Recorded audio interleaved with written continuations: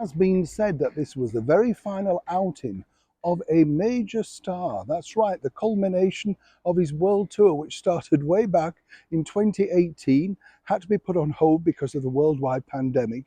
And now, according to that blurb, Sir Elton John performed his very last big concert at the age of 76 at the Glastonbury Festival in the very heart of England. Or is it the last time he's ever going to appear?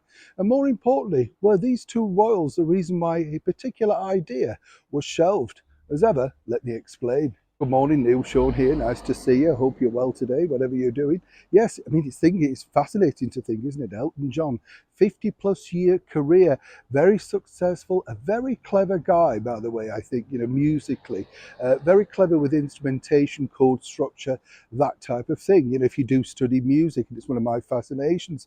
What I like about Elton John, though, is he's really sort of gone over all the decades, because a good song really is a good song. We all remember certain ones, don't they? Island Girl, do you remember that one? Daniel, all of those big hits that really put him at the very top of his game. And then he went really into the bigger echelons by being in the same group, if you like, as the brilliant Mick Jagger, David Bowie, Freddie Mercury, everybody who was anybody Elton knows, and he's done such considerable work for charity. But there was a big thing about him performing his very last concert, apparently at Glastonbury, on a big stage for the last time. Or is it? As ever, let me explain. You see, with all major stars, they all do this thing where they say, no, I'm not going to do that again. But it's the lure of the grease paint, the smell of the crowd, whatever you want to call it, which way around it is, I think.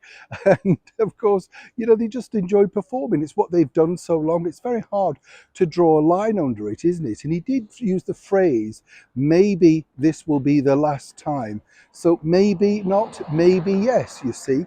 But what was interesting about this particular performance, not only was it spectacular, and a lot of people thoroughly enjoyed it, giving good ratings to the televisual side of things for Glastonbury. But a lot of people were basically asking this. There was apparently going to be a montage of good wishes, played between songs or whatever, from very famous faces, even allegedly from the likes of President Biden, the Right Honourable Rishi Sunak, people like that. Now, there's two reasons behind that particular decline, one might suggest. Was this simply because Sir Elton didn't want to necessarily see this as a very final underlying draw? However, one person did point out that in that culmination of people wishing him well would have been a fresh message from Harry and Meghan. Yes, now they've already done this, haven't they? They put a sort of teaser message out, I think earlier this year, regarding the performances in the United States.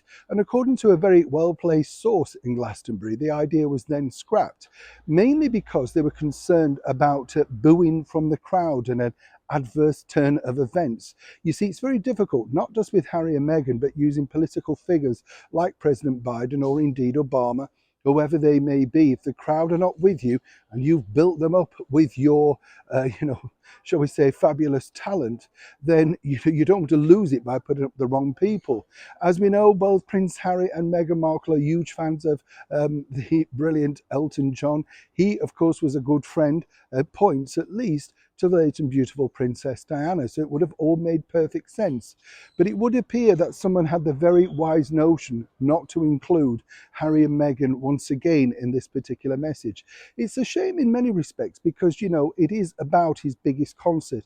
He pulled in a huge crowd and was very, very successful on the stage. So it's strange, isn't it, that you're not really allowed to have friends, associates, people that you've worked with put out there in case the crowd now turns against you.